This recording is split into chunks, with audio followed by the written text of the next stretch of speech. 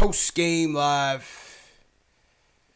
115, 116. Knicks lose in double overtime. Damn, so many stories of this game that we got to get to, man. We're going to get to our takeaways. We want to hear from you guys. Phone lines are up. 657-383-1509. Call us up. Join the YouTube chat. And listen, man, let's get into it. It was a tough one, but let's break it all down right now. Knicks Fan TV. Y'all watching Knicks Fan TV.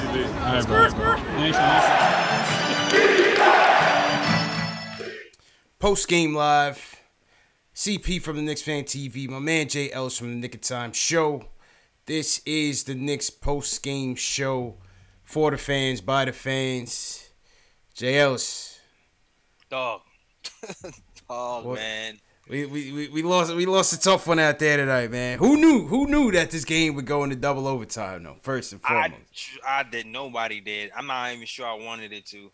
I don't. Yeah, because it started off brutal, man. Ugly game, man. It was not like an all-star showing heavyweight title double overtime. It was kind of like a lot of bloopers happening. Like who can turn over the ball first and most, and yeah, it was a lot. It was a lot going on in this game.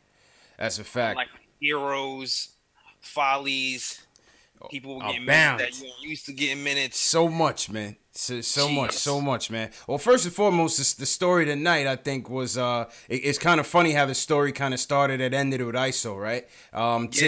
They sit Timmy down with the bad back. You figure he wasn't going to play after last night, although he was available. ISO gets the start, gets shut down early by the Bulls. They game planned for him perfectly, doubled him from the beginning, and he was basically a no-show in the first half. And conversely, they had their own ISO. This kid, Blake Lee for the Bulls, undrafted kid, he starts coming in and lights the Knicks up for 14 points in the first half. So you know the Bulls were kind of wanting to make their own story in the first.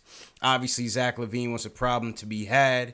Offense just didn't have it going. The point guards largely ineffective once again. Frank is regressed. Another game where he regressed, let's be honest. But you know what? Tale of two halves once again, because Enes Kanter, give credit where credit is due. He's tight about losing that starting spot to Money Mitch. Oh, yeah. Crushed it tonight. Definitely crushed it. A power double game for Kanter. I think he had about 20 points, 20 rebounds, 5 assists. 7 assists. 7 assists. Monster game. I stand corrected. Monster game by Kanter tonight. Another unlikely hero in Moutier. But then he turns into the GOAT. Yeah. I mean, damn, man. You know, what'd you see out there, man? What were your takeaways, man? Man, I'll start with Trier. Trier came in on, man. No fear, Trier. He saved our butts a few times. You can't expect more from a rookie, man. I liked what I saw from Trier today. He was shown NBA double teams for the first time. It took him out of his comfort zone, like you said earlier. But he found a way. He found a way to kind of draw fouls and to get into the game when the game mattered. Unfortunately, I think he might have been gassed, or maybe a combination of overthinking some things and being gassed at the end. Yeah, where he couldn't help kind of finish that game off for us. But that's one thing I noticed. Two, with Kanter, this is the type of game where Kanter can thrive. You know, like Mitch didn't have a good game today, but the Chicago bigs, right? They don't have a 3-point shooting big like all the other teams in the league. So Fizz was able to kind of maximize Kanter's output today without having to worry about him being put on some guys going to be shooting threes all day. And he kind of made light work of these centers on the Bulls. Got a lot of offensive rebounds. Him and Vonleh kind of tag team some people. Got a lot of offensive rebounds. And you saw what we had today, man. 2020. And also there's a nice kind of chemistry budding with Kanter and Mario Hezonja. Yeah, not defensive chemistry. That's for damn sure. Because defensively, like I said, Mario Hezonja puts the Matador D in Matador defense. But you know what? Still offensively, they were clicking. You know, I think down the stretch, Mario kind of faltered. Mario's kind of built like a damn noodle, man. The dude just can't finish at the rim for nothing, man. I don't know, yo. Mario was so strange. He can just be killing it all game, and then all of a sudden he just chucks up an air ball, and you're like, where did that come from? And then he gets it ripped. He got no strength, man. Mario got to build up, man. But that's neither here nor there, because they're still in the game, led by Emmanuel Mudiay. They call him Bootier, but let's be honest, that third quarter, Mudiay was the best of the guards tonight. And give credit, he had his best game of the season, man. Give credit. Give credit where credit is due, man. Mudiay played well until that last play we'll get to. But go ahead. Yeah, best game of the season, man. I think he had the highest plus minus of the team today with plus 11. He got to the hole and didn't fall, which is amazing. Yeah, he kept it. He finished. Mudiay finished in a clutch moment of the game. He finishes in that double OT, man, or it was a single OT to bring it into double. Mudiay finished, man. He must have been watching a ton of tape, though, because I've been saying time and time again. I'm not sure if I said it on this show, but Mudiay has a problem finishing because he doesn't use his body well, as big as he is. Yeah. Like you watch these other guards out here, they throw their body into the defender to create space. Trier does it, Burke does it, but Mudiay kind of just avoids contact and he ends up kind of losing his balance all the time. This time I've seen him actually throw his body into the defender to kind of gain some balance and finish those layups.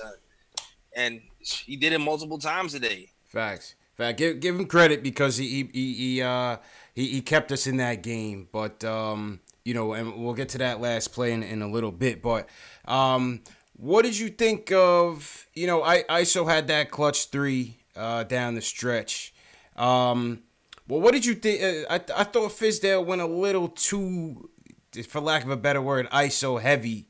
Down the stretch. I didn't really like his play calling out of the timeouts when we were trying to get those buckets in overtime, man. It was just too much ISO with ISO. What did you think about that?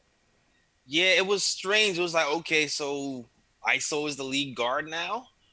I guess that was strange. Maybe he was trying to cause some mismatch problems, knowing that they were doubling the whole game, thinking that maybe they would double and he'll be able to find the open guy. Maybe that's what he was thinking. He trusts ISO so much. When it was just Tim Hardaway Jr. in that Pacers game, ISO kind of stepped up and made some clutch buckets. He's the only one that can kind of choke. I think Fizz just trying to trust him more than everybody else right now to make a play. More than Mudiay, more than Mario. Like, those guys are, I don't know. I think it's a trust issue right now with everybody else.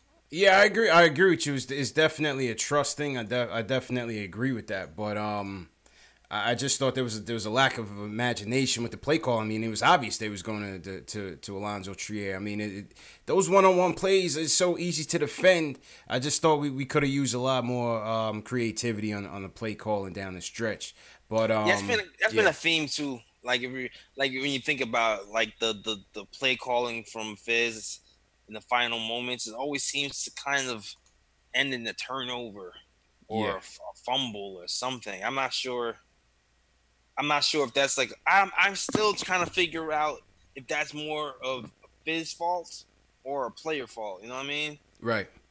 I don't know who to blame really at this point for those final miscues, like that Mudiay out of bounds toss. So, that was lack of execution. That was lack of execution. That one I wouldn't really put on Fizz, but the others with just going straight one-on-one with ISO.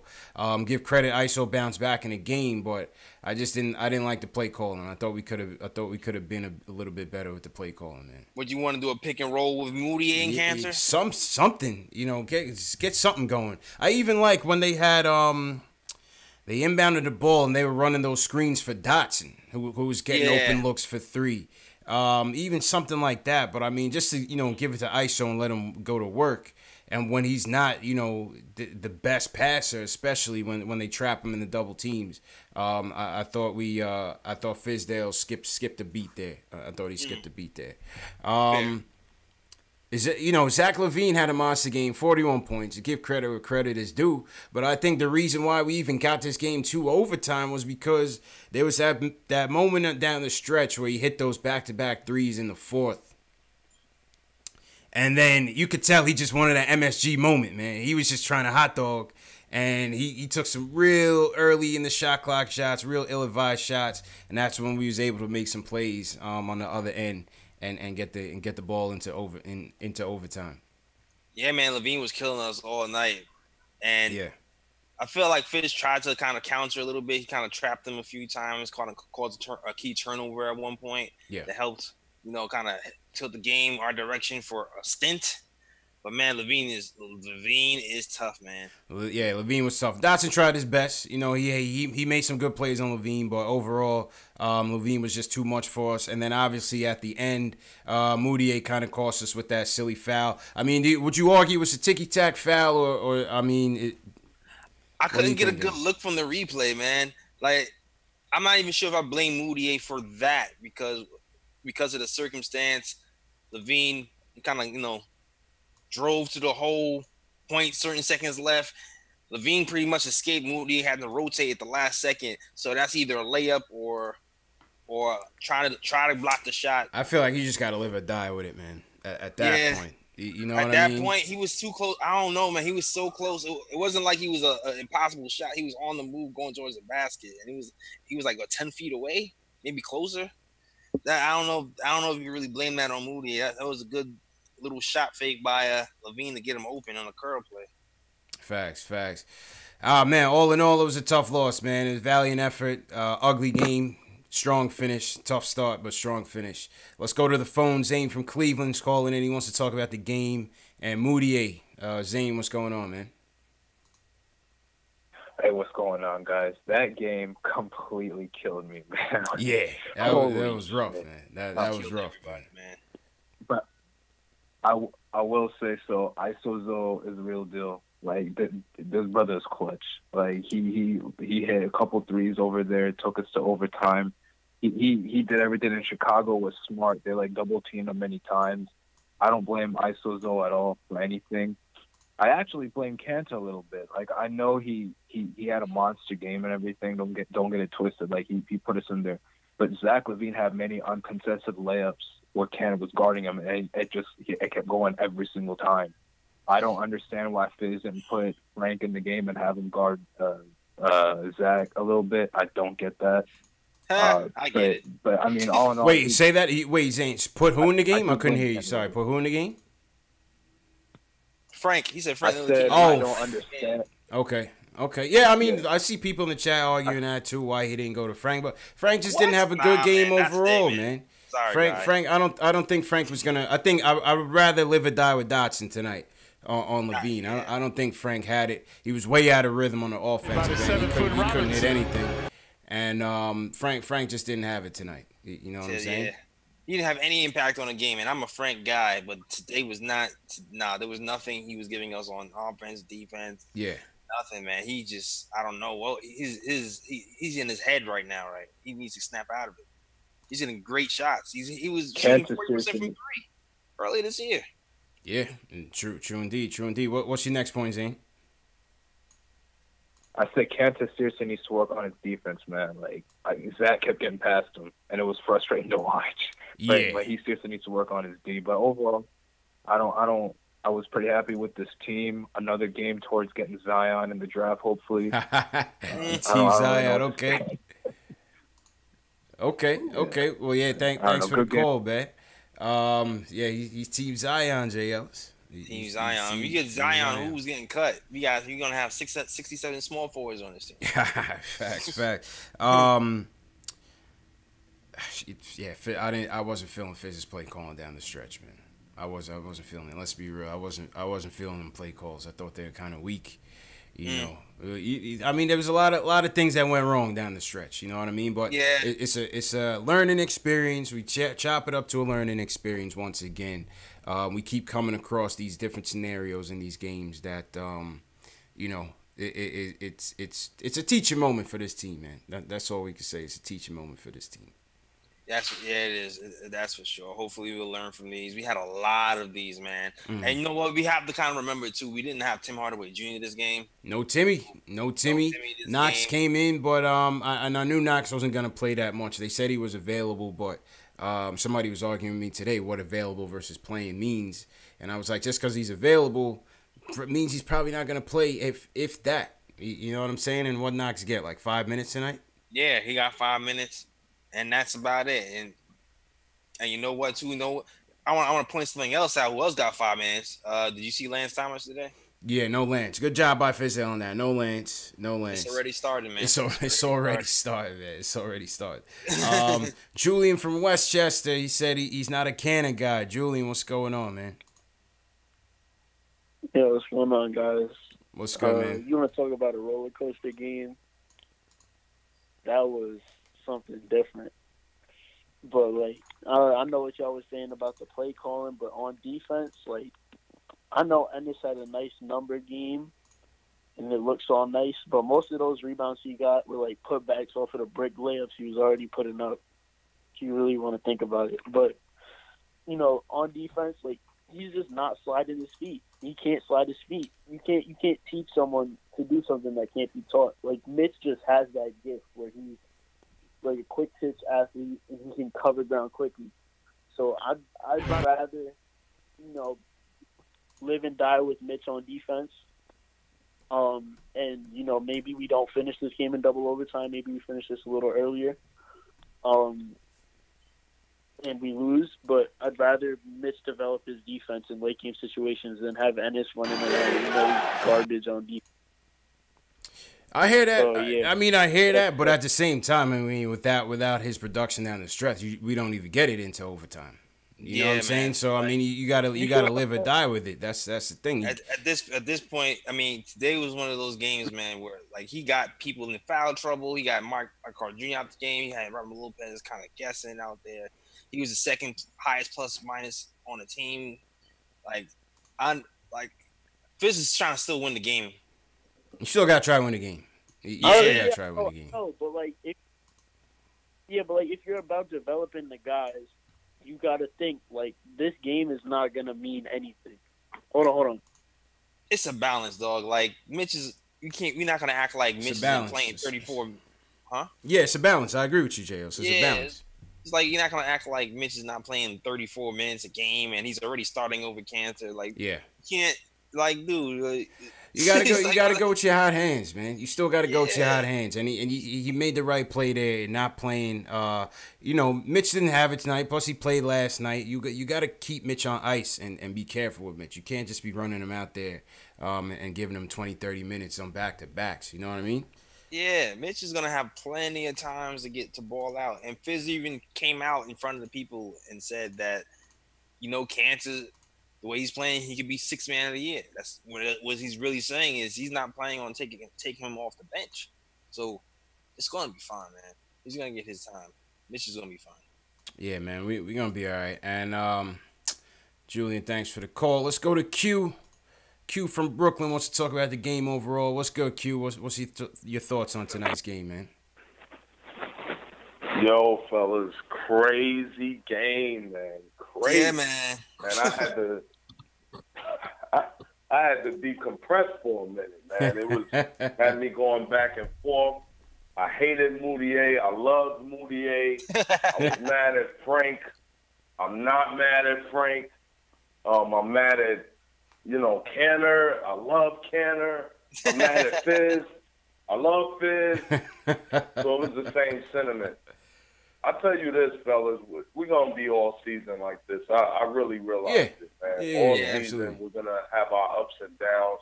Timmy was out, and that's huge because if you look at the offense, it was so stagnant. Yeah, it's terribly I love stagnant. ISO zone, but he's not ready to be that guy. Nah. And it's funny because after the Wizards game last night, a lot of people was in the comment section talking about they need to give ISO a shot at starting at the 1, but clearly, as you saw tonight, he's not ready. Number one, he's too tunnel vision. And number two, you saw it. Right out the jump, the Bulls was able to key in on him. Right off the jump. Took him out the game. That's right. They game plan for ISO, and we fell right into it. ISO is a young player, so I'm not mad at him at all. But Fizz got to control these kids. You know, Fizz kids, it's great. They come into the game, they stay hard. The Bulls suck too, by the way. Let's be honest. I mean, they look like they in full tank mode already, and it's only the 11th game of the season. They look like they in full tank mode. Yeah, it's just we helped them win as much as we, didn't play well. Yeah. I was surprised with Moutier. He didn't fall. Yeah, he stayed upright. Moutier stayed upright today. I don't know. Man, Mama prayed for him tonight. Mama prayed for him, man. Yeah. So it was just different right there. But I don't think we're gonna get that out of Moutier because he doesn't have an IQ. You look at him and Mario, they just don't have basketball IQs. They look like straight AAU players, dog. I'm serious. They look like AAU 17-year-old players. They have talent, but they don't have the IQ of the game that you need at that NBA level. Now, I'm not saying that they're not serviceable, but they're just not the guys. But at the end of the day, fellas, we had a tough loss. We know what we have in the future. It's going to be beautiful. And Jay Ellis, you need to give yourself some credit, and you need to keep pumping it up. Your free Dot is out of control. Dot is the most consistent player that we have right now on both ends of the ball. Oh, I know this. So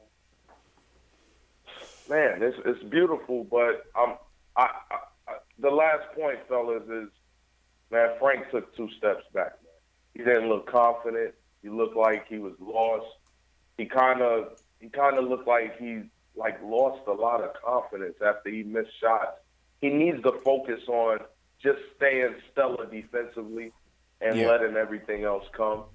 And that would be best for Frank. But I hope Fizz didn't all of a sudden fall in love with Moutier and mess up Frank's development. Because I promise you, Moutier is not the future. He's not. He's not a player that wants to be better. And this type of NBA, Moutier should be killing people. He's strong. He goes to the hole. He should be able to finish, but he still got those problems. Still problems, man. Q, appreciate you, bro. We can't do that, man. No doubt, player. All right, man. Yeah, nah. I mean, listen, JL, Q's right. There's gonna be nights like this. We was definitely with the way the Bulls came out as far as their roster. We was definitely on even keel. So I look at it as a bad team versus a bad team. So everything was even. Frank has looked like he's regressed since his hot start, since being input into the starting lineup.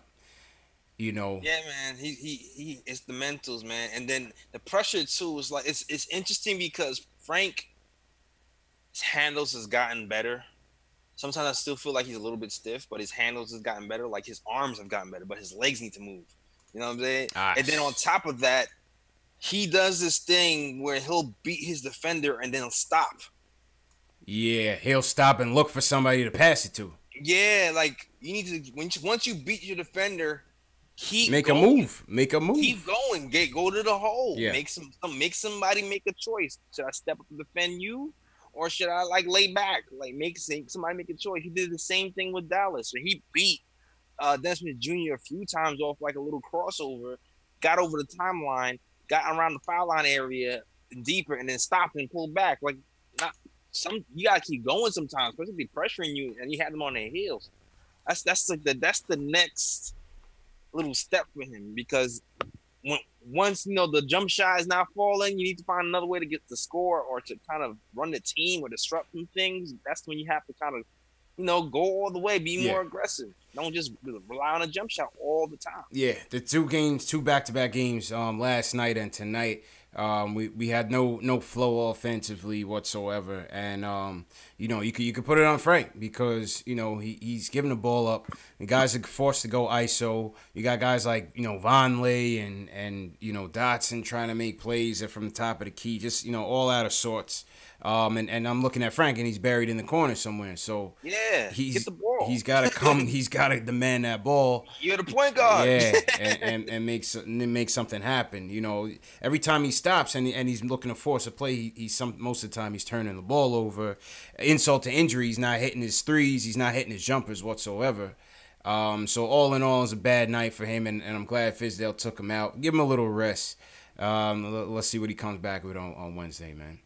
Yeah, and to be clear, I have not lost my faith in Frank. I already knew. Not at all. It's growing pains. It's growing pains. But we gotta call a bad game when it's a bad game. Yeah, it was exactly. It was Exactly. We said when he had his games, when he had a 15-pointer or a 16-pointer, I was saying then, like, I don't expect this every night. He's gonna have a good game and he's gonna regress. It's gonna be like this the whole year. It's gonna be like this the whole year. Remember when I said this? I said the end of the year he's gonna start to put it together. Remember I said this. True that. We're going to get back to the phones in a bit. Econ, Raheem, Romeo, Alex from Jersey. We're going to get to you guys in a second. Once again, shout out to the chat. This is Post Game Live, the Knicks post game show for the fans, by the fans. If this is your first time in the chat, welcome to the YouTube chat. Welcome to Knicks Nation. Give me a hashtag new if you're new so we can shout you guys out.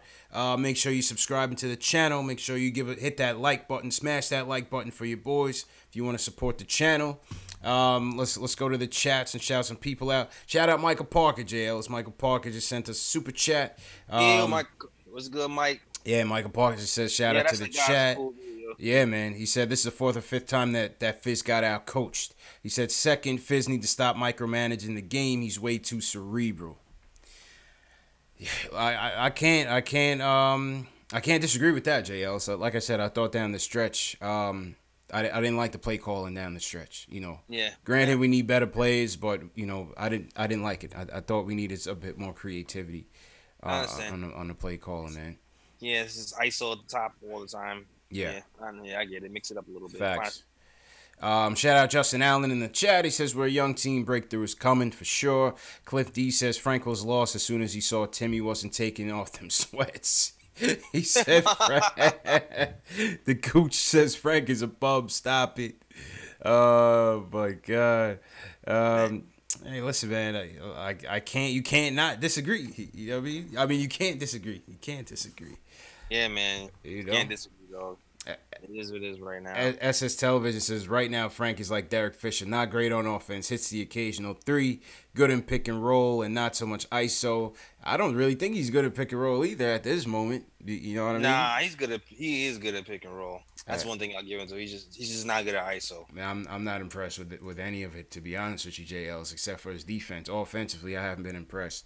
But like I said, it's still new. Nick Jr. 79, welcome to Knicks Nation. Nick Jr., make sure you hit that subscribe button. And welcome to the chat, man. If you guys in the chat, Alex Collins, shout out Alex Collins all the way from Ireland. He's passing around a link to a Google form if you guys want to ask questions. Sometimes the chat goes fast and we can't see questions specifically. So if you guys have specific questions on the night, we're going to get to them after we take this next phone call. And the phone call is from Econ from Albany. He wants to talk about the offense. Econ, what's going on, man? Yo, what's going on? First time caller. Really excited to finally be on with y'all. Of course, man. Welcome to the show, man. How you feeling? Yo, bro, I feel like we're running like a motion offense, and I'm seeing like the sprinklings, a little pick and roll here and some ISOs, but we're not really running any like set plays to like get the set trigger man on certain possessions and like screens, a la, you know, maybe get Frank off the ball, do a little baseline cut to the elbow. How about ISO off the ball? How about like ISO off the ball when they were doubling him the whole game, Jay Ellis? Yeah. That's what I'm talking about. Because I feel like the way we run in the offense with the motion type of offense, like it makes Frank like feel like he always has to pass at the top of the key, and like we should really make him like the trigger man to make him more aggressive where he has to take that shot. I agree. You know, I agree, man. I don't see much creativity in the offense. Like you said, you see a lot of the motion style offense in there, but you know, I'm not a coach. But I liked, for example, in that Celtics game when we came back in that game, they was running Timmy off the screens. You know what I mean? JL's got him some nice easy looks. and he set his Yeah. feet and knocked it down. Yeah. Yeah, I could easily see Dotson doing that too. Like you Yeah. said earlier. Dotson is good for one of those. Well, they did it. They did on Yeah, those because out of bound I'm- plays. They were running in for Dotson, and he hit a Yeah. couple threes, and he missed a few tonight. I mean, I feel like we haven't really had a high assist total game like this season. I don't know what our assist total, like our highest assist total for a game, but I feel like we haven't even cracked like past like 25, 26 assists a game, which is like We did on the we- Dallas game. The Dallas Yeah. game we had 26. Yeah. We did in Yeah. the Dallas game, but you know, I was curious to see once they buttoned up ISO in the first half. I was curious to see what type of adjustments we would have made in the second, and we really didn't make any. I thought the Bulls just went away from their defensive schemes, and ISO was able to get through in the second I think half. what happened. Well, I think what happened was ISO was just kind of more deliberate in his passes in the second half. Before he was trying to out dribble them, and in the second half he was like, I think they put him more in the middle of the floor in the second half. Let's have more options to pass, and end up just giving it to Cantor and have Cantor bully him after the first pass was made. Indeed. Econ, appreciate the call, my dude. all right, thanks, man. All right. Yeah, that was Econ up in Albany. All right. You know, oh man, it was a lot of things, man. A lot of things. I wanted this game, man. You know, I wanted this game too, dog. Yeah. I wanted this game bad, man. I'm tired of losing these little close games. Yeah. Bum ass Bulls. I know he was missing Tim Hardaway Jr. It was like, damn. You still want to win when the game is within wanna win. reach. That's what I tell people. You know, even after last night's loss, people send the comments like, "Yo, this is a rebuild. This is what we expect." Yeah, this is what you expect, but you still want to win the game when you feel like you can win the game. Yeah, definitely. Reaffirms everything that Fizz has been talking. You know, gives the guys some confidence. We want to win some games, damn it. Yeah. Somebody in the chat, in your chat, was asking, what about Trigger in overtime because the offense looks so stagnant. But I don't think Trey would have made a difference. What you think? I'm not sure. At the time, I'm not really mad at Fizz's lineup at the time because even though Traer was kind of not making all the right plays, having somebody who kind of draws double teams is still an advantage for a team, any type of team, as long as you make the right play. So I'm not really sure if having Trey at the end when we have Dotson and Cantor. I feel like him and ISO are the same play. ISO's just playing better. But I mean, Trey had a pretty decent game. If I remember correctly, I mean, I don't know what his stats were. I don't remember him being horrible, but I'm cool. I'm cool with who we finished the game with. Yeah, I didn't mind it. I just thought, you know, we just didn't execute down the stretch. But it's all good, man. All right, let's go back to the phones, and then we'll get to our player ratings. Let's go to Raheem in the Bronx. He wants to talk about Moutier. Raheem, what's going on, bro? Hey, what's going on, fellas? Raheem from the Bronx. What's good, my dude? I'm a first-time caller. Okay, well, welcome to the show, Hey, man. what's good, guys? Hey, man, welcome. Appreciate it. Pretty much, I don't want to ruffle any feathers with what I'm about to say or anything like that, but I want to talk about Frank, man. Frank, to me, his ceiling is right now, to me, is Tony Allen. I don't see point guard in his future. It's hard to be a point guard when you don't have a handle, and I really don't see him being able to orchestrate an offense as far as dribbling and getting to points on the floor where he wants to get. And, you know, when he has somebody press him or step up on him in defense, he kind of gets rattled and he doesn't know where to go with the ball. So that'd be the start of where we have our problems, the root of our problems. So it's like I would rather see Moutier struggle, even though he doesn't have a high basketball IQ, but at least he doesn't get rattled when people press on him. I don't know what you guys think about that. What you think about that, J.L.? I mean, I think I said this before. I feel like his handle has improved last year. I feel like the problem is his confidence and I feel like his footwork is more the problem sometimes too, more than even his handle. Like, he does get rattled. Like, I feel like this season, he handled pressure well in spots. Like there was a time when he has this like little go-to move he goes to when he gets pressed, when he gets between the legs and drive, and it's worked a few times. Yeah. But then I think when they continue pressuring him the entire game, he has a little bit of trouble. Like he can be in one or two spots. Yeah. Not the entire game. I feel like the thing with Frank that's going to be interesting and that's going to ultimately determine how effective he's going to be at running the point is, can he improve on those skills that may or may not be teachable at this level? Like, he doesn't have separation speed. You know what I mean? Like, you can't teach speed. But could he be effective enough at still breaking down defenses without that separation speed? Secondly, is the handles. He doesn't have the handles. Like Raheem is saying, to be an effective point in the league. So I think those are the two areas. I'm just not sure. You know. The thing is with Frank, though, like at his height, like once you get by somebody at a guy who, if you're 6'5", you get by somebody at that point. It's not even about separation speed. It's more about using your body to get to the points you want to get to. That's what I'm saying. Will he be shifty? You're tall and big enough to kind of, once you get your shoulder pass, you're tall and big enough to players. You guys don't see him more of a two though. Like he reminds, like he could be like a good version of Tony Allen if he works on his jump shot. Like, he could. He could, because that's something that you can improve on is your jumper. He could. And like I said, I'm not ready to give up on him. As a point, he might not end up being a point. Give up on him. I want you guys to get me wrong. I don't think Frank is a bum by any stretch of the imagination. But when I watch him play, I don't see point guard. Like, he doesn't have that point guard swag that I could get to anywhere on the floor that I want to get, and I'm going to get my guys a shot. He doesn't have that kind of a game to me. Like, he has that game like, I want to dribble, I'll get it to the three-point line, I'll pass, go set a screen on the opposite side of the floor, stand on the corner and wait for things to unfold. If I get the pass, then I'll move the ball. But he doesn't have that, like, I'm the point guard. This guy in front of me can't stay in front of me. I'm going to get to wherever I want to go. And as long as y'all guys keep moving, I'm going to get you the ball in an easy position to score. He doesn't strike me as that guy. So I see him more as a guy on the wing that he can make a play happen by moving the ball and getting people in their spots, but he's not really like a point guard.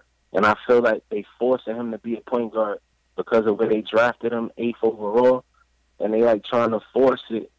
And I think that's had a detriment to him because I think he's more suitable as being like that lockdown defender a la Tony Allen. And if he works on that jump shot, he could be that guy that stands in the corner and hits that three, and then he'll be that guy that locks up your best offensive guy on the other end. That's why I'm at with Frank. But I don't think he's a bum. A lot of people gave up on him from where I'm from, but I just don't see him as that point guard guy. Indeed. Appreciate the call, man. Good points. Definitely appreciate the call, my dude. All right, I appreciate it, guys. Keep doing what y'all doing. I appreciate y'all. All right, appreciate it, man. Yeah, I mean, I've heard that. He's heard that argument before. I mean, people do have valid concerns about his aggressiveness. You know what I'm saying? Listen, I think the concerns about Frank is valid, and I think the people that preach patience about Frank are equally as valid. Exactly. Like, there's been games where I felt like he was the guy who ran the offense the best. Like, there was a times where he didn't have a good shooting game, but he had 7 assists or something like that. Or he got people into the spots, and the offense just moved more fluid when he was running. But then there's also times when we need somebody to be aggressive to kind of break things down, and he hasn't developed that part of his game yet. So that's the part that's missing from Frank right now. And that's something that we probably needed today and even yesterday. And there's other times when the Frank that's running the offense and getting everybody involved is the Frank that we need. But he needs to work on that other side, that aggressive. And Alex Dominic in the chat, so he's right. He's a project, man. Frank is a project. And, that's just what it is at this stage in the game. But like I said, listen, we are the Knicks. New York has always been a point guard town, and we haven't had stability at that position in a long time, bro. Long time. So the impatience of the Knicks fan is understandable. Let's just give this kid some time. We got nothing but time right now. We losing games. You know what I'm saying, JL? So what are we? 3-8 on the campaign. So it is what it is, man. We'll just take it one game at a time and hope that he can improve. The one thing I'll say too about Frank being a point guard is because of his defense and how many attack guards there are in this league. If he can develop as a point guard, that'll be our best case scenario because we haven't really had anybody who can stop the snake at the head in a long time. You know what I'm saying? Perimeter defense been our Achilles heel as well. Yeah, so we have somebody like that can stop the snake at his head, and then KP back, stopping penetrators, and then somebody in the middle. Then we should be all right. But we need somebody to develop. Yeah, Frank to develop for. My guy Gabi Martinez in the chat said last best point guard we had was Jeremy Lin. Oof. I don't even want to hear that name, man. That was like 2 weeks, man. Insanity was like 2 weeks, man. I mean, you know what I mean? The younger generation, man, they overrate Linsanity, man. It was a cool stretch when we was trash, playing like trash. But let's be real, man. Jeremy Lin didn't have no longevity here, man. Yeah, man. I mean, it was a nice run. I mean, maybe it could have been. I always thought about this too. Like, I wonder if it's like the freaking Mike D'Antoni was able to maximize his skills. Yeah, I thought so. I thought so. But I mean, you know, he's a journeyman point guard at best. You know, he had a good stretch for us though. Shout out Jeremy Lin. I can't hate on him for that stretch. All right, let's go to Alex from Jersey. He wants to take another side to this can of talk. Alex, what's going on, man? What's going on, fellas? How you doing, bro? Man, that was a depressing game. Tough loss, man. Yeah, I mean, a lot of our games, we get off to very slow starts. Our offense doesn't get moving. And I know people want Mitch Rob in the starting lineup. They want him to develop.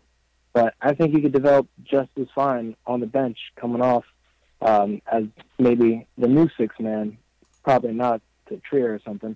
But Cantor can just get us in a flow early on. And I think we really need that. Well, I think in fairness to what you're saying, I think on one hand, Jay Ellis, the thing about Cantor is that when the point guards play like shit, you can dump it down to Cantor and, you know, he'll play his back down game and score points. Right. On the flip side, he could also do what he does off the bench and still finish the game. Right. You know, so go ahead, Jay Ellis. I mean, I just think in these situations, I don't really think it really matters whether he starts or finishes the game. Yeah. Or starts or comes off the bench, as long as, you know, he still might find a way to finish the game if we need him. I mean, there's an argument for both. Right now, what I like about Mitch is the speed he has, and the defense. He's really sharp on his rotations on the defense end. And I mean, he had a bad game today, but, you know, here's the bad with Mitch. He struggles against those bigger centers, right?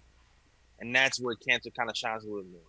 The reason why Fizz was able to kind of ride Cantor as long as he can today was because the Bulls don't have a stretch big. The stretch big that they do have on a squad was sitting on the bench injured with a bad elbow or something like that.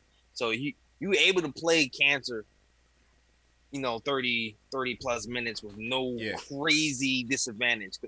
He's just backing everybody down. Everybody's pretty much the same speed as he is. Yeah, and Robin Lopez was looking atrocious out there today. What happened to Rollo, man? He hasn't been playing, man. He's been playing. He's been the mentor there. Sheesh. He can't come to the cookout. Came in for one block and then left. Yeah, he came in for one block and left, man. Yeah, pretty much. Yeah, man. Alex, appreciate the call. I hear you, though, Alex, man. We appreciate the call, man. I hear you. Yeah, man. Listen, I'd rather go with Mitch. I just think at the situation that we're in, we want to win the game, but I want to see what these kids are made of as well. You know what I'm saying? So I want to see Mitch in there. And Mitch looks like he's ready to go. Ain't no G League for Mitch, that's for sure. That's very true, man. Today was just Cantor's day. Yeah, today was Cantor's day, man. Today was Cantor's day. And Cantor will have more days, and Mitch will have more days too. Yeah. Factuals. Let's go to some chat questions. We got a couple chat questions, Jay Ellis. Let's see. Okay. Let's see. Ekong says, what is this corny period that Canna keeps tweeting? Is he throwing shade at Dot? Is he salty he's not starting over Mitch?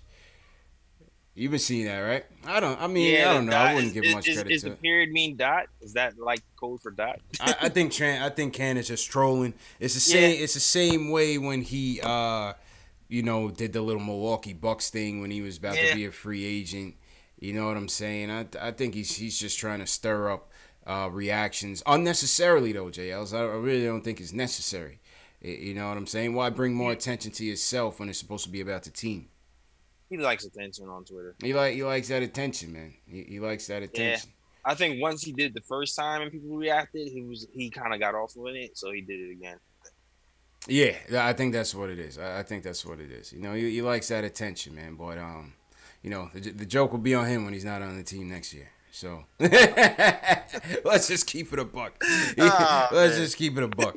You know what I mean? The joke will be on him when you're recruiting everybody and they get rid of you to get KD in here. But man. Let's just keep it real, JL. But I like Canada. Stop messing with my boy, yo. Stop. My man out here trolling that he's on a lame duck contract. Like, stop it, man. Oh man, he stays repping mad hard. Facts. Neutron says, if the Knicks were to trade, no, I can't even entertain that. I can't. Sorry, Neutron. That's not a good question, man. Stop. Stupid video says, is it a bad idea to switch up minutes and give it to Knox and Mitchell? Switch up minutes. You mean switch up with who? Yeah, well, Knox. They're gonna bring Knox along slowly, man. That's the whole game plan. They're gonna bring Knox along slowly, and obviously you saw here tonight. He only played. Let's see Knox's minutes tonight, and then we'll get into our play ratings, JL. I think he got 5. Let's see. Hold on. 5 minutes for Knox, and that's what Fizdale said anyway. He said he really didn't even want to play Knox until he got good 5-on-5 practice experience. So that 5 minutes was kind of like his practice. You know what I'm saying? Nothing too much, nothing too little. Just a little just a little bit for Knox. So bust a sweat. Yeah, just to get a little sweat in and that was that, man. All right, JL, so let's get into the play ratings for a few guys. We won't go through the whole roster, but let's get into the play ratings for a few guys. Let me know when you're ready. Let me get my player ratings music on. The play ratings for tonight, 116 and 115 loss. Shout out everybody in the chat. Hit that subscribe button. Smash that like button for your boys. Let's see. Play ratings, JL. So let's get into it. What you think of Vonleh tonight? 35 minutes. Double-double for Vonleh. 2 blocks of steal. 4 turnovers. 3-10 shooting from the field. What did you get from Vonleh? Vonleh is always active. Yeah, he's active out there. Offensively, didn't really have it to begin the game. He was off, but he missed good shots, but he was just off. Defensively, though, he held his own, and he caused a little bit of havoc. So I'm going to give Vonleh a 6.5. Yeah, I give him a 6. I thought he was needed there down the stretch. Yeah. For defense, especially when Hazonia is out there, floating around like he does. Yo, Hazonia, I'm telling you, man, he's built like a damn pool noodle, man. But anyway, we'll get to Hazonia, man. You know those pool floats. You know those pool floats. He just, I don't know, man. He's lacking something. He's just lacking something everywhere for mental, physical, everything. But anyway, I give Vonleh a 6. Money Mitch, unrateable tonight. Yeah. Frank, unrateable. I give Frank a 2, if anything. Yeah, Frank is like a 2. Yeah, Frank didn't have it. Let's go to whole team dot. 18 points, 5 rebounds, 2 assists, 50% shooting. Jeez. 13 straight games, Jay Ellis, in double figures for Dotson. What's your rating for Dotson? I'm giving Dot 7. I want to say 7.5. Yeah. I give him a 7.5 as well. I thought he had some timely jumpers down the stretch. I thought he did his best against Levine. Obviously, Levine got the best of him at the end as well. But he was a gamer. Dotson wanted that challenge, and he stepped up as best as he could. That's my guy, man. That's my guy. So freaking steady. Absolutely, man. So I give Dot a 7.5 as well. Let's go ISO. 21 points for ISO. After that, sluggish first half. Battle back. 21 points, 2 steals, 1 assist, 3 rebounds for ISO. Where you going for that? Had a clutch jumper in the fourth to bring it into overtime. Man. He's hard to raid too, man. But I like that 21. He got to the line a lot, though. He got to the line. 9 free throws. He got to the line a lot. He made some big baskets. I'm gonna give him that 7.5 too, man. Yeah. Even though the field goal percentage was low. Yeah, field goal percentage was low. I'll give him a 7. Yeah, I think I would have gave him an 8 if the field goal percentage was higher. Yeah. He made some passes and the turnovers too. I agree. I'll give him a 7 just for being aggressive out there and trying to keep us in the game for as long as he could. Shout out to ISO, man. He did his best out there tonight, but he just couldn't get the job done. All good. A little on the curve too, because he's seen so many double teams, and who else on the team was getting double teams? Yeah. Let's hope I want to see part of his growth and development, and part of Fizdale and the coaching staff is how do they get him some better looks when these teams are going to be keying in on him, forcing him to pass, forcing him left. It's going to be interesting. That's going to be the next evolution of ISO's game. That's what separates the good guys to the greats, from the greats to the superstars. So let's see. Listen what we talking about, dog. We talking about a guy who's undrafted. He's getting double teamed. This is like his second game when he's getting double teamed, and we're talking about the next stage of his evolution.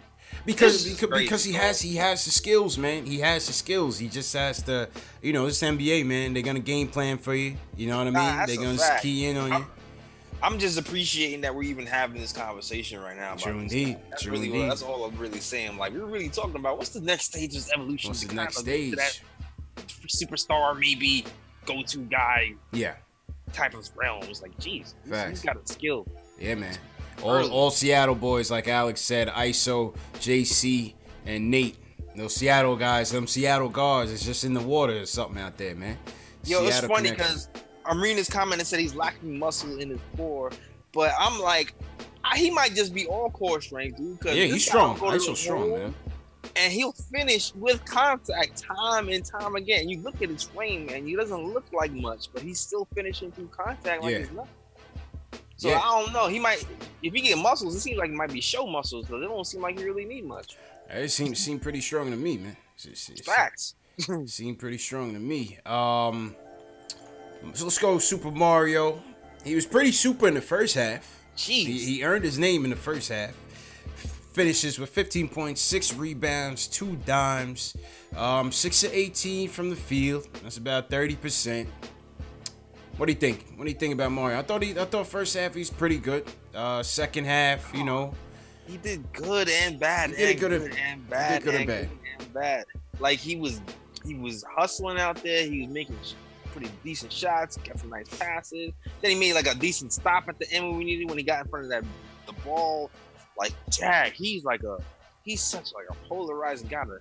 I want to say 7, but I almost feel like 6.8, 7. It's like he's hovering around that 7. Since we gave ISO a 7, I gotta give him a 6, only because that air ball in down the clutch was just like, and then he took like a 30-footer too before that, Yeah, he had like 2 crazy shots, but then he had a nice stop, and then I gave ISO a little bit higher. I think I gave him a 7.5. So I could give him my. You can afford Mario a 7. All right, we'll give you that. All right, and it's the menace.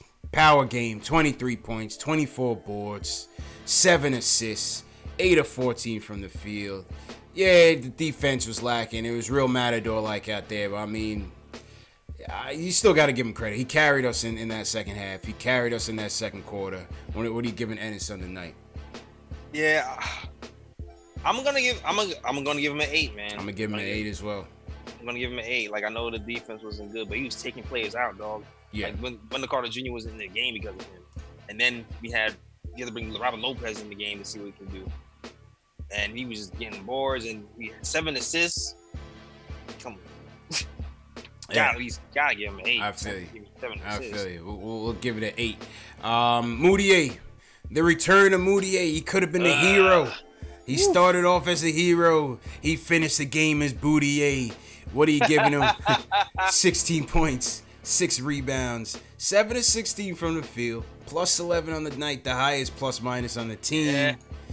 Costly foul at the end. You could blame it on the refs. You could blame it on Dotson. You could blame it on Moutier. What are you giving Moutier tonight on a bounce back game? Bounce back game. Jesus Christ. I'm gonna give him 7. He's not quite the ISO. I'm gonna give him like a 7.2.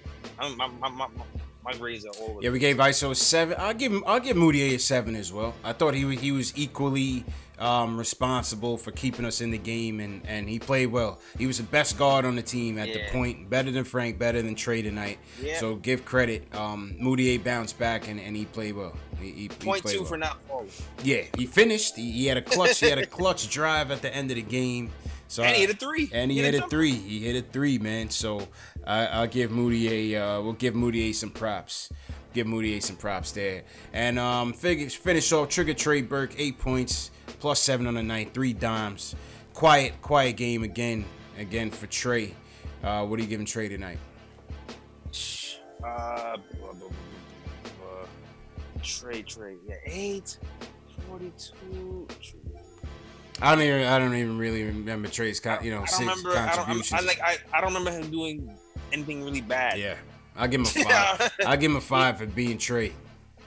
I was gonna give him higher than a 5. He shot 42%, which is pretty decent. Plus 7, which means he had a decent impact. G. Andresi says Trey don't even need to play anymore. I'm playing my boy. He's about to get phased out. ISO about to take his spot. But that doesn't mean he played a bad game today. So I'm gonna give him like so. Yeah, I'm gonna give him a 6.5, 6.8. I'll give him around there. Okay. All right. I mean, that's the player ratings, man. My man SS Television said we should probably cut it down to a couple players. We might consider it. You know what I mean? Because a lot of the roster played like trash by and large. Yeah. You know what I mean? Yeah. You missed it. You missed it yesterday, man. That was player age. Yo, you missed it yesterday. So Alex Collins was subbing in for you, as you know, yesterday. Alex, shout out Alex Collins for posting and toasting. I see. I got his posting and toasting logo still up. Yeah. Oh, do we? Oh shit, yeah, we probably do. All right, well, whatever. Mistakes happen. Yeah, we do. Shit. Well, yeah, he's part of the family anyway. But shout out Alex. So. Alex came in, and he's not used to the player ratings portion of the show. He comes in from last night's game and gives Canner a 10. And I swear to you, I thought the whole chat was about to bounce. I thought I was about to lose the show, man. For real. I was like, yo, this dude wilding right now. Oh man. Yeah, the chat buried him, man. But we had a good laugh for that. Funny. We had a good laugh for that. I'll definitely gotta watch this replay. Yeah. Shout out Alex Collins, man. Let's go back to the phones.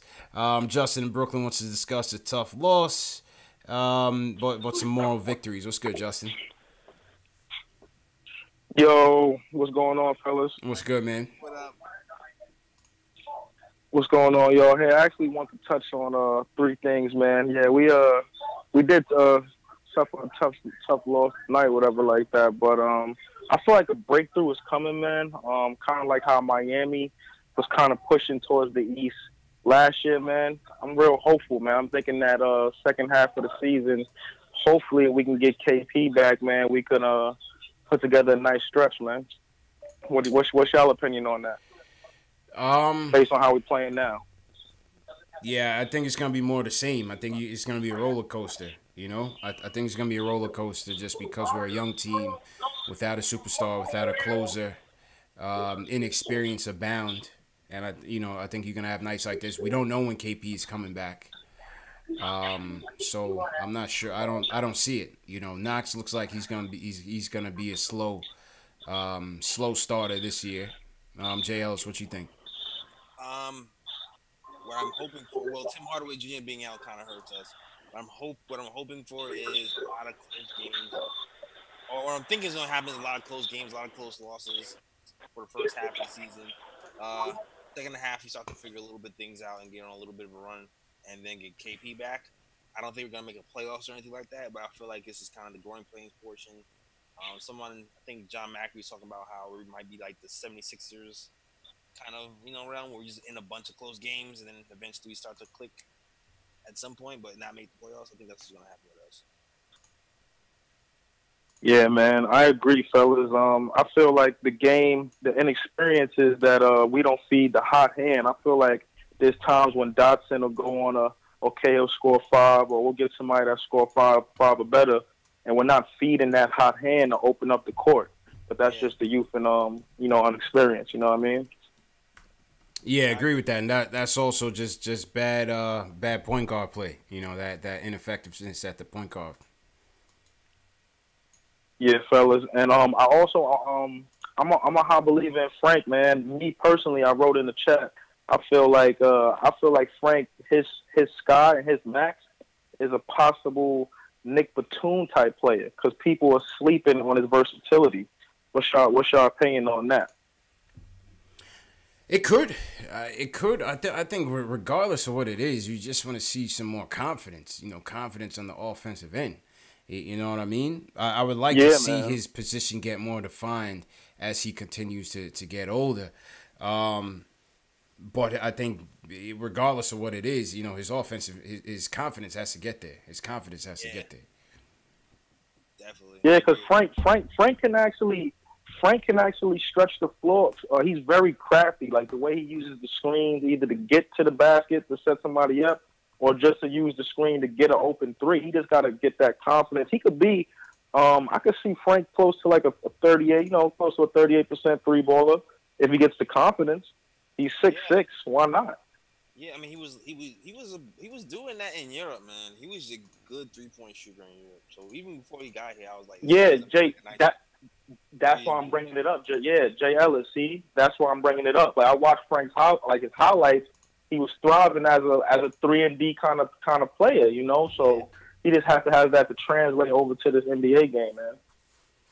Yeah. Now, true indeed, man. Appreciate the call, man. Dude, definitely call back. Oh yeah, man. That was Justin from Brooklyn. Let's go to Fred in Jersey.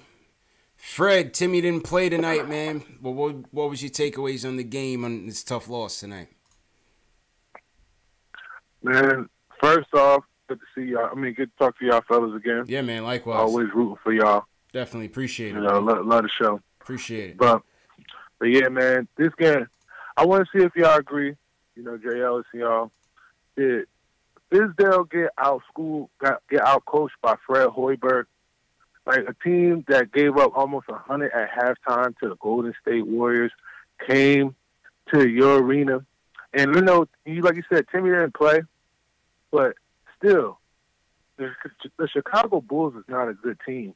And you're at home.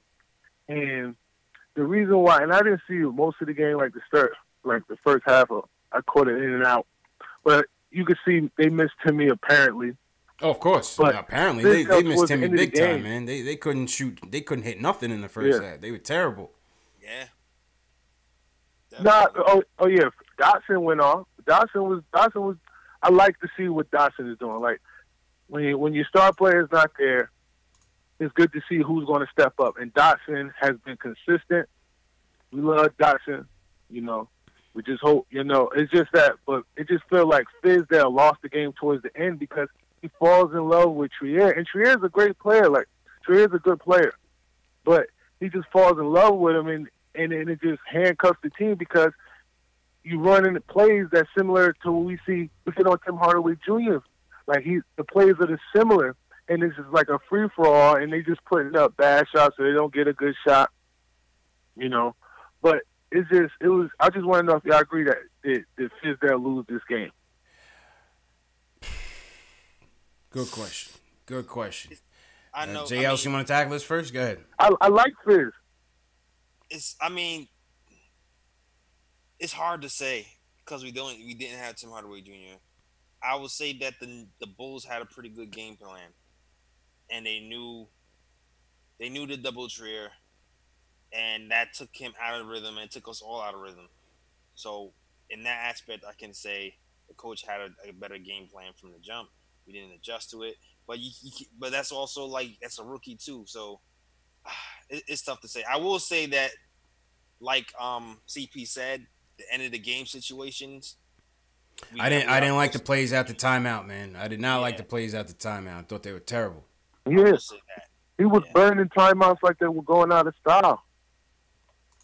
Yeah, I think he was nervous because we have such our track record is we blow plays towards the end of the game. So I don't think he has to trust the team that they're going to do the right thing with the game on the line. So I think that's why he was blowing those timeouts. Yeah, I would have liked to have seen a bit more creativity off the timeout. Somebody in the chat had mentioned maybe possibly running a double team at Zach LaVine a little bit earlier. I think they did that like one time before they made that last play where they fouled him. They did run a double team at him. I thought we weren't really that creative when he was going off a little bit. But I thought, also lack of execution. We saw some terrible 3-point shots taken by Hezonja. We saw Moutier, obviously, he made some good plays on one end, made some bad plays on the other end. Obviously, Canner is liable on defense. So I think the blame could go all the way around. Lack of good point guard play to even start the game and get us on a good tone, similar to last night's game. So I think you could point to a lot of things, but Fizz is definitely one of them, for sure. Yeah, I feel you. And the last thing, I just wanted to say, like, I know a lot of Knicks fans are here hopeful and deservedly so. Like, this is early in the season, and this is a pivotal point in the season because we literally play a tenth of the season has gone by, and what have we learned? Like in losses, we have to humble ourselves and see why we lost this game. That's why I point to Fizz because the Knicks the players fought. Like granted, the Bulls is a terrible team. They're a horrible team, but I appreciate the fight. I appreciate what they put out there to get back in the game and do what they had to do. But still, we can't be taking no L's like that because going forward, tanking seems like to be the best option. And it's too early in the season to be doing that. In the beginning of the season, but there were so many things going on being said. Like, people say, oh, Tim Hardaway Jr. never averaged 25 points a game in the season. To start off the first 10 games of the season, he's your best player on the team. And then these same people that didn't like Tim Hardaway Jr. was getting us all souped up about Mario Hezonja. And Mario Hezonja is like he's good, he's talented, but he lacks aggression. Yeah, like he looks lost out there. And then, but the shot selection is still the same at times. And I just feel like right now we should just look at what we got right now, and just understand that we got the right. I don't know. Like we just gotta just digest this loss or digest this point in the season, and just like really look at what we got right now. And it's a lot of things that have been exposed because like Enes Kanter, he's on the bench, but he's still dropping buckets. He's still doing what he got to do to be to be brought back. Like Dodson is doing things, even if Knox come back, Dodson won't. He will still have a steady rotation in the game, and that's great. Like another thing, like who would have thought Ron Baker wouldn't be playing at all at this point in the season? Like I'm glad about that. I'm happy. I'm thrilled about that. But he can't play against the Bulls. He can't compete against the Bulls. Yeah, but there's only so much guards you can play though. Then he in a contract year. Like because like we're in a pickle with Trier. Somebody got to go. Well, I think the most likely candidate is going to be Cornette though. And appreciate the call, Fred, because we just got a couple more we got to get to before we wrap up. Yeah.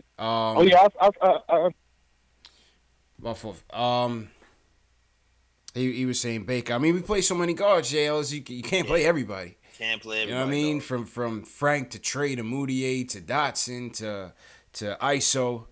I mean, that's more than enough right there. You know what I mean? You figure Baker's gonna lose those minutes once Moutier came back. One thing I gotta disagree with Fred on is that just because we losing doesn't mean we tanking. Yeah. You know what I'm saying? We're losing on the strength that we're not a good team. Yeah, we're not a finished product. We don't have all the pieces. We're not a finished product. We haven't had KP all year. This is a game we lose our next best player in Timmy, who's arguably your third or fourth best player on a good team. You know what I'm saying? So we're not tanking. We're a young team. Well, we put out with that lineup. We put out what? That was youngest in the NBA, youngest starting lineup in the NBA, something like that. Yeah. If you pull back and think about it, it's like Levine is a lot more polished than Trier. And they was able to milk Levine and get him and he got the big buckets from him. And Trier was kind of hanging around with him, and so was the team. Even with and they're young guys. They're not in a lot of those situations. Facts. So it's like it is what it is. It is what it is, man. It is what it is, man. Youngest team in the NBA. Like young team. Appreciate you, Fred. Let's wrap up. We got Kenneth, Lane, and Romeo, and then we'll wrap up. All right, Kenneth, you're on next. He says, preaching the same thing, patience. What's up, Kenneth? All right, what's up? CP, Ellis, what's good, man? What's good, my dude? How you feeling? What up? I'm chilling, man. It's good to be on here. I'm gonna make this quick. I know you got a lot of callers, but I don't know what's up with these Knicks, man. Yo, we got everything we asked for. You know, we have everything we asked for. We wanted a true rebuild, and we got it. We got a young squad. These guys are competing every night, man. Every night. These losses, to me, like, you know, in recent years, every time we lost, it's like, you know, that shit hurt. Yeah. But now it's like I'm really seeing these guys compete. Like, don't at me. I don't want nobody to at me. We got the best roster we've had since 2012. Well, I think potential-wise, yes. I think potential-wise, yes. Yeah, potential-wise. Potential-wise. We have something that's going to last a long time. You know, Katz is talking about Frank. Like, Frank had 1 full year under Jeff Hornacek. Like, what can you do with that? Jeff Hornacek was a bum. He was pulling him after every mistake. Yeah, he was pulling him after every mistake. Like, come on, man. Like, Frank's feeling to me, like, I don't want nobody to at me because I'm very optimistic about the squad. Mm-hmm. Frank is like a point guard version of Kawhi Leonard. That's his feeling to me. Oh, Jesus. When Kawhi came in, he wasn't the best on offense. He wasn't the best on offense. Let's be real. But look where he's at now. They were patient with him like we need to be patient with Frank. I mean, 0 points tonight, you know, that's a little unacceptable. We still got to be patient. Like, we are a rebuilding team. This is what we asked for. Agreed. All these years we've been, we need defense. We need defense. We need defense. We finally got the defense. Let's build off of that. That's what's keeping us in all these games right now. Yeah. It's our defense, believe it or not. I agree with that. And Ken, appreciate the call, my dude. Definitely call back next time, man. All right, no problem. Take care. Thank you. All right. That's Parker got the free Ron chat started. That's Parker. No free Ron. Lock up Baker. Lock him away. Only thing I would disagree with my guy on is and everybody that says the same thing, you know, be patient. It don't mean that we get taking losses is any easier. You know what I'm saying? It still hurts. It still hurts. When you're within the game and the game is within reach, it don't matter if we got Ron Baker out there. It don't matter if we got Jeff Hornacek out there playing. I don't care who's out there, JLs. And when the game is within reach, I don't care what the future holds, what the team is about, whether we tanking it. I want to win. You know what I'm saying? You want to win. Yeah, definitely. Then when the game is over, you unpack and you say, okay, we stayed patient. We're a young team. We learned from it. But this and this went wrong. You know what I'm saying? It's human nature. We want to win still. Still want to win, man. Still want to win. You know what I mean? It's tough, man. It's growing pains. It's yeah. There's gonna be a lot of these, man. It's not gonna be the last one. I'm telling you. Oh yeah, it's gonna be plenty more, and that's why when we start winning, that's why I gotta play my theme music, man. Oh, definitely, man. We gonna. You know what I'm saying? I was hoping I would have got it off tonight, man, but I couldn't get my. I was hopeful too, man. Yeah. I was hopeful too. I was like Moutier. I was waiting for Moutier to be a hero. I was waiting on Moutier, man. I had my theme music ready. Word, CK2K was ready, man. CK2K was ready, but it wasn't to be tonight. You know what I mean? My man brought up Jeff Hornacek. Somebody else brought up Hornacek too, man. Forget Jordan. Forget Hornacek, man. Forget Hornacek, man. He's a bum. He's a bum, man. All right, let's go to Lan Ray. Lan Ray from the city wants to talk about team direction overall. Then we got Romeo. Then we got Sean. We'll wrap it up. Lan Ray, you're on the line, bro. Hey, man. How y'all doing, man? Good. How you doing, bro? Yeah, man. Great, man. Listen, I'm from the city, but I'm from El Paso. I'm in El Paso, Texas right now. I follow you guys every time the Knicks games come on, man. Okay. Great job, both you guys, man. I'm really enjoying it, man. Listen, my main thing is, man, what do you think? I'm not even talking about the players right now, but what do you think the Knicks management is doing with this team? Because I'm getting tired of losing all the time. Like, I'm hoping we're gonna win a championship before I die. What's going on? I've been saying that too, Larry, man. I'm trying to see a chip before I hit the pearly gates and go talk to Mason. Really serious, man. Because at the end of the day, man, we're talking about 70, 73, man. I mean, at the end of the day, man, you need 3 superstars on a team, and we don't even know we're gonna get superstars on this team next year when we got. I mean, what are we doing with Moutier, man? Moutier got to go. All these guys. Wasn't impressed. You wasn't impressed with Moutier tonight, man?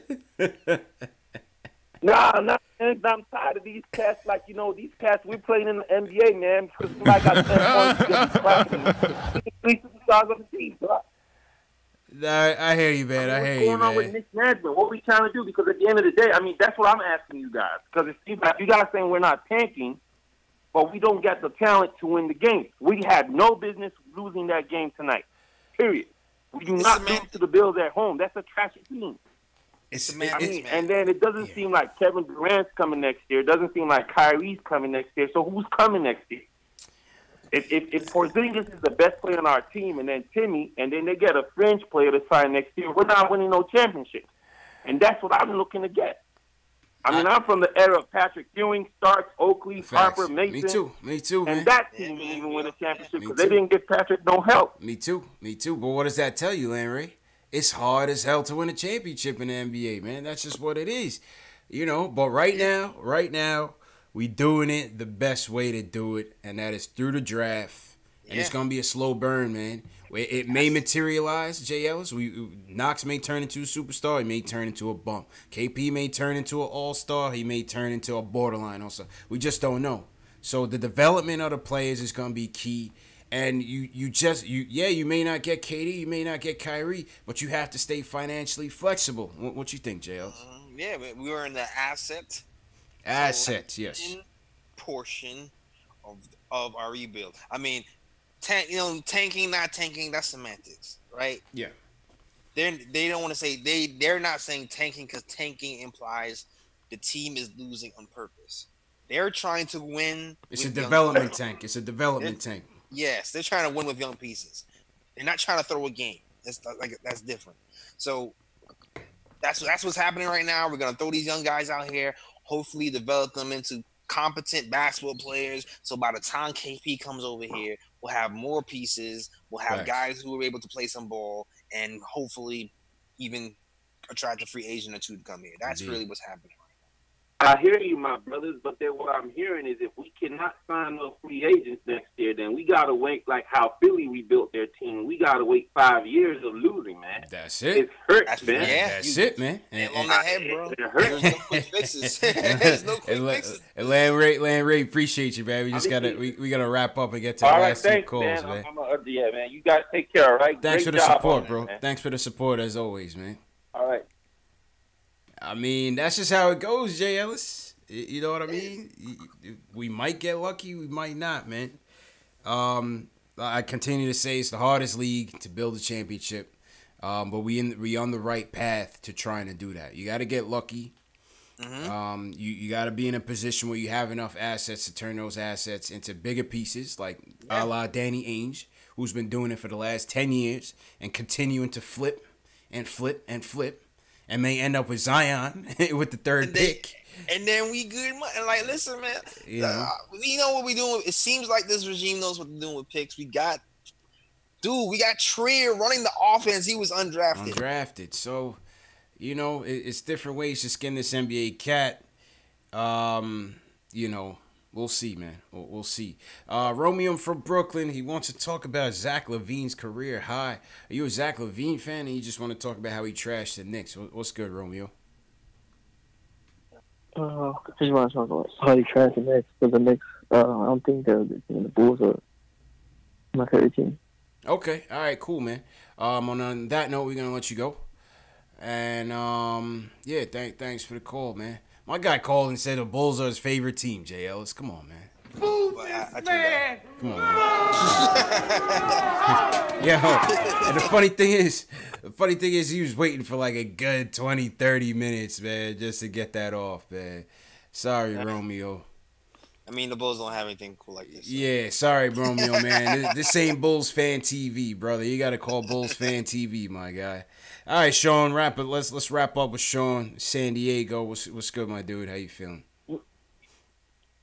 What's good, fellas? Your screener was good to me, but he dropped the ball on letting Romeo in.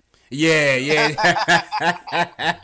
Shout out Knicks Fan TV, Dave. He was real good to me, but he was asleep at the wheel on Romeo. Yeah, man. Dave, we got to talk, man. No love for out of town fans, though. Even though I like to bring them on, because then we can trash on them a little bit, man. It's good entertainment, actually. Let them through, Dave. Every now and again.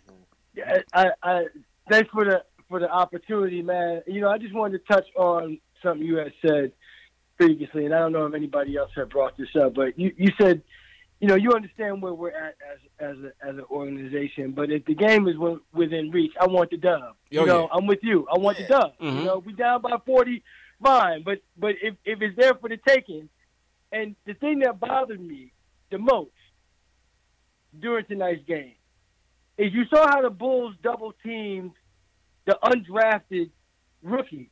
Why didn't we double team LaVine once? Could we have double teamed him once tonight? Yeah, and Sean, that was you in the chat that had brought that up. That was you in the chat that I brought that up, right, Sean? I've been screaming that since the end of regulation, yo. Yeah, it's a fair point, JL. So that was me in the chat. Yeah, why didn't they double team him at all? They didn't double team him at all. Yeah, get the ball out of his hands. Yeah, no, it's a good point. Man. They came out there with a bunch of scrubs surrounding Zach LaVine, that could have been a night, just like how the Bulls came out and tried to shut down ISO early. That could have been an adjustment that Fizz could have made, especially when Zach LaVine was killing us. Yeah, man. I mean, make somebody else beat you, man. Make somebody else beat you. LaVine was giving it to us 3 ways for Sunday tonight. Make somebody else beat you. Yeah. Is that like a Fizz philosophy? I feel like we really don't double team a lot. Yeah, I haven't seen it. Like that doesn't seem like it's part of our plan or something. I don't know. I don't know if he's trying to like teach them something, you got how a to point. be accountable on one-on-one defense, or I don't know. If that's the development tactic? Right. I don't know if that's a teaching point by Fizz or that's just a coaching error by Fizz. That's a good point. That's a great theory. Maybe it is a teaching point, but yeah, he could have saved that lesson for next game. True. We could have won. True. We could have won tonight. Tonight, man. But I just want to wrap it up by saying I like where we at. I don't know what KP is going to ultimately be, because folks were talking about, like, we don't have a closer, we need KP back. Well, let's keep it real. KP didn't prove that he was a closer before he got hurt. He was learning how to be a closer, but he ain't no proven closer. Let's get that right. KP still has. But could be a closer for us right now. ISO could be tomorrow. ISO could be, man. if not now, like next week. But all I'm saying is, you do what you do this year. You get your lottery pick, get that pick right. Have KP come back. Hopefully he's healthy, and hopefully we do sign a good player as a max contract player. If that happens, my man who called 2 calls ago, you might get your championship, man, before you die. It might happen. I'm hoping it happens. but we gonna have to keep waiting. That's for sure. This is a 4, 5, 6 year wait. It's gonna be a slow burn, man. It's gonna be a slow burn. Yeah, man. What do you call them things that you cook rice in all day? Oh, the slow cooker. It's gonna be a slow cook. Rice cooker. It's gonna be a slow cook, man. Yo, Sean, appreciate the call and the support, man. Definitely. It's a crock pot, right? Yeah, I'll be back, man. Keep doing your thing. All right, man. Appreciate you, Sean. Yeah, that was Sean from San Diego. I told my man this ain't Bulls fan TV, Jay Ellis. You got to get out of here. Now I welcome that, man. We welcome visitors. You know what I'm saying? Yeah. From other teams, so we can clown on them a little bit. That's good. It's good entertainment. On my dream board is to get Maul on here one day. Who, Maul from Joe Button Show? Yeah. Yo, at man. Maul. Follow us at Maul. Tell me when I'm on the show. What we're gonna have to do is, yeah, because we're gonna have to start like upping our guests. What we're gonna have to do is, since we got Knicks Nation on our side right now, you have to utilize them. we just got to utilize them. Notification spam every guest that we want on the show to get them until they just relent. That's just how it's gonna have to happen. We merciless spamming notifications until these guys get on the show. That's fact. Like, cause you know what too? Lakers are sucking. I know Maul is a Lakers fan. Yeah. He might not have nothing to talk about. Also knows all about the Knicks rumors. Nah, he's probably one of them bandwagon New York Knicks fans. Like, you know what I mean? Like he'll be that one dude that'll be watching out of the corner, and then when we start making the playoffs, talking about then they're gonna start talking Knicks heavy on the podcast. Like, come on, man. I understand that, but he was also talking heavy about how KD was coming to NY early before anybody else was even saying it. You're right. You're right. So Knicks fan TV Dave said the Bulls fan called in 3 times. He swindled him. He called in 3 times trying to get through, man. It's all good, Dave, man. We'll let him through and handle it, man. You know what I mean? Yeah, man. Once again, shout out to everybody that stuck with us. Hour and a half in. We're going to wrap up for the evening, but definitely shout out to everybody that came through, all the callers that called up. Once again, smash that like button for your boys. Subscribe to the channel. Yes, that's the best way to promote our show, and that's what we're looking to do. We're looking to get more people in the chat. Share this with your fellow Knicks fan. Like, subscribe. All of that helps us out, man. So definitely appreciate the support. Alex Collins, my fault, Alex Collins. Earlier, Jay Ellis, I was talking about the player ratings and Canner. I was talking about how Alex Collins, I gave Canner a 10. It was Alex Wolf from Postin' and Toastin'. So I know who you meant. Yeah. Facts. So yeah, man, just having some fun. All right, Jay Ellis, I'm gonna swing it over to you, and let me hit the theme music. All right, Jay Ellis, showtime. Oh man, my new podcast dropping tomorrow on SoundCloud. You go to my descriptions, you will see all the links to all my various sites. You can find me, soundcloud.com/NickerTimeShow. Merch, selling. I don't got none of the merch near me. Oh man. No, bro, you don't got no merch. Are you trying to sell merch? Move it, man. It's in the next round. But yeah, SoundCloud.com/NickerTimeShow. Merch is thenickertimeshow.com. Yes, sir. /catalog. And also subscribe to the channels. I'm on my road to 1,000. Know what I'm saying? Like 300 away, 350 away somewhere. Okay. Hashtag get JLs to 1,000. Let's go. Yeah. And be on the lookout for the podcast is gonna be dropping on YouTube probably the next day after it hits SoundCloud. Okay. All right. Sounds good, man. Sounds good. And tough loss. 115-116 to the Bulls in double overtime. We'll get them next time. Appreciate everybody for coming through once again. Everybody who called in. Everybody who weighed in on the YouTube chat. Shout out to everybody watching on Facebook, on Periscope, Twitch, Twitter. We're everywhere, man. Shout out to everybody just watching on YouTube. Continue to support us. Continue to like, subscribe, share these videos. Shout out to everybody in the chat that stayed with us. Michael Parker, appreciate you. JL's Michael Parker says he needs 2 shirts. We got to get 2 shirts to Michael Parker. 2 shirts? Yeah, Alfredo, Sean, D. Brown. Go ahead, JL. Shout out some chats. Oh, man. Periscope was good. Ika Rush. Let's see. My bad. Charles Reynolds, appreciate you. Pocket Rockets, appreciate you. Said he missed the Larry Johnson. Spreewell. Yeah, that's my poster back here. I got poster Canby, Spree, and H2O. You already know, man. Call me Tack. Shout out Oakland. Go ahead, Jails. Yeah, shout out to the Facebook chat. Gerald H. Linares, Nigel Lowe. Was good. Thanks for checking us out. Raphael Cameron, appreciate it. Lord Scientist, shout out Lord Scientist. Above the Rim, SS Television. Where we at? Wednesday? Who we got on Wednesday, matter of fact? I just talked about this. We have the Hawks on Wednesday? The Hawks in Atlanta on Wednesday. Yeah. Winnable game. Let's bounce game. back, man. Let's bounce back, man. Yo, I gotta do my YouTube chat too, holding me down. S. Parker. S. Parker in the building. Shout out S. Parker. Carmine La Rosa. Alex Dominica, peace. Bastion Smith. Absolutely, man. Absolutely. Yeah, man. SOCOM. All you guys, man. Have a good Ricardo. night. Yeah. Back here on Wednesday. Peace. Andrew, James.